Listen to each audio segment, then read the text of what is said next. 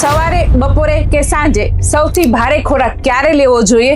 90% લોકો અહીં ભૂલ કરે છે. આયુર્વેદ પ્રમાણે આપણા શરીરમાં એક પાચક અગ્નિ રહેલો હોય છે, જે સૂર્ય સાથે જોડાયેલો હોય છે.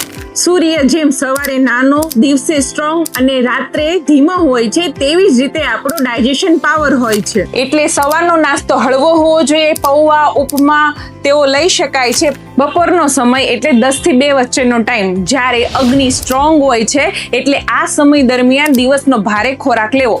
દાળ, ભાત, શાક, રોટલી વગેરેનું સેવન કરી શકાય છે. પરિણામે ખોરાક બરાબર પચે છે અને મેટાબોલિઝમ ઇમ્પ્રૂવ થાય છે, જે વેટ લોસ માટે ખૂબ મહત્વનું છે.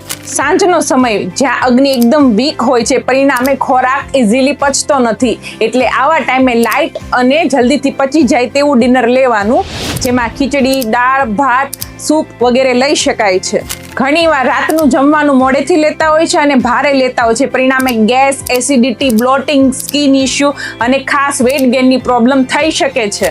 આયુર્વેદનો એક ગોલ્ડન રૂલ છે કે જે બપોરનું ભોજન છે એ રાજાની જેમ કરવું અને જે રાતનો ખોરાક છે એ ભિખારીની જેમ કરવો.